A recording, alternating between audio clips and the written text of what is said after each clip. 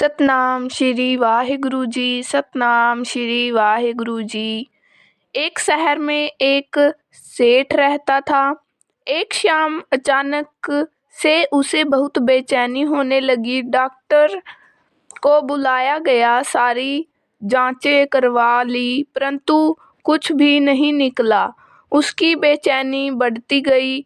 उसके समझ में नहीं आ रहा था कि ये क्या हो रहा है। रात हुई, नींद की गोलियां भी खा ली, पर नींद आने को तैयार और ना ही बेचैनी कम होने का नाम ले। वो रात को उठकर 3 बजे घर के बगीचे में घूमने लगा। घूमते घूमते उसे लगा कि बाहर थोड़ा सा सुकून है, तो वह बाहर सड़क पर पैदल निकल पड़ा। चलते चलते हजारों विचार मन में चल रहे थे। अब वो घर से बहुत दूर निकल आया था और थकान की वजह से एक चबूतरे पर बैठ गया। उसे थोड़ी शांति मिली तो वह आराम से बैठ गया। इतने में एक कुत्ता आया और उसकी चप्पल उठाकर ले गया।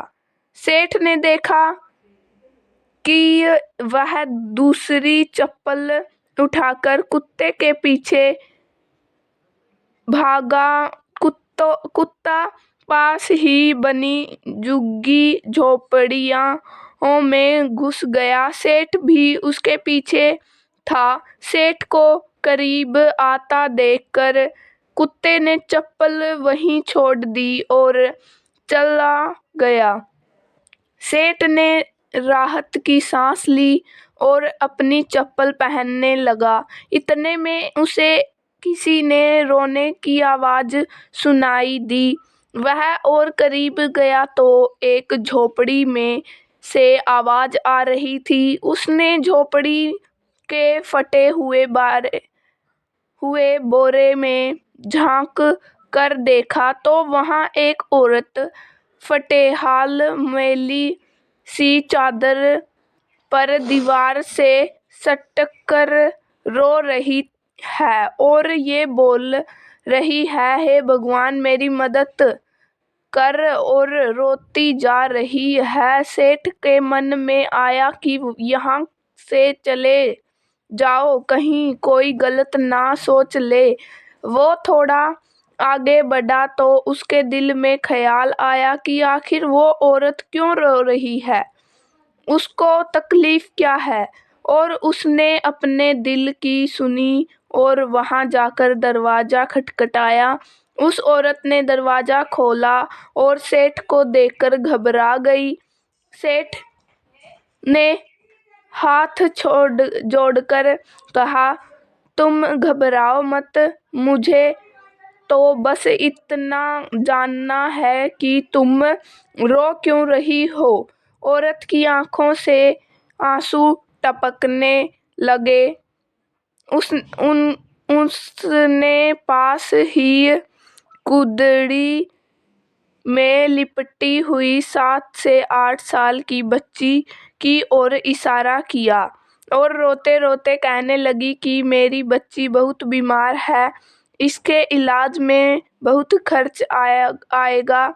मैं तो घरों में जाकर झाड़ू पोछा करके जैसे तैसे हमारा पेट पालती हूँ, मैं कैसे इलाज कराऊं इसका।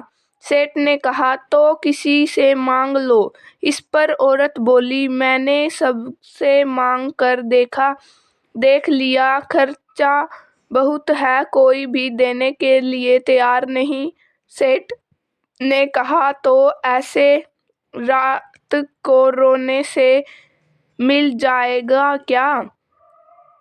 औरत ने कहा, कल एक संत यहाँ से गुजर रहा था तो मैंने उनको मेरी समस्या बताई तो उन्होंने कहा, बेटा तुम सुबह 4 बजे उठकर ईश्वर से मांगो, बोरी बिछाकर बैठ जाओ और रो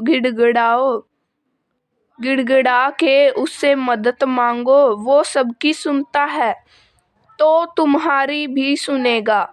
मेरे पास इसके अलावा कोई चारा नहीं था, इसलिए मैं उससे मांग रही थी और वो बहुत जोर से रोने लगी। ये सब सुनकर सेठ का दिल पिघल गया और उसने तुरंत फोन लगाकर एम्बुलेंस बुलवाई और उस लड़की को एडमिट करवा दिया।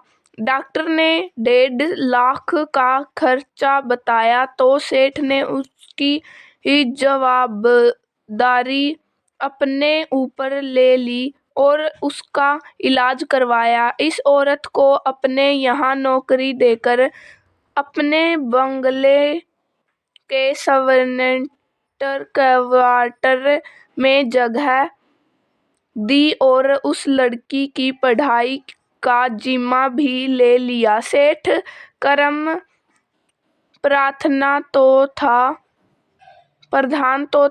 पर नास्तिक था। अब उसके मन में सैकड़ों सवाल चल रहे थे, क्योंकि उसकी बेचैनी तो उस वक्त ही खत्म हो गई थी जब उसने एम्बुलेंस को बुलवाया था। वह सोच रहा था कि आखिर कौन सी ताकत है जो मुझे वहां तक खींच कर ले गई। क्या यही ईश्वर है? और यदि ये ईश्वर है तो सारा संसार आपस में धर्म जात पात के लिए क्यों लड़ रहा है? क्योंकि ना माने उस औरत की जात पूछी और न ही ईश्वर ने जात पात देखी। बस ईश्वर ने तो उसका दर्द देखा और मुझे इतना घुमाकर उस तक पहुंचा दिया। अब सेठ समझ चुका था कि कर्म के साथ सेवा भी कितनी जरूरी है, क्योंकि इतना सुकून उसे जीवन में कभी नहीं मिला था। तो दोस्तों, मानव और प्राणी मात्र की सेवा का धर्म ही असली भक्ति है।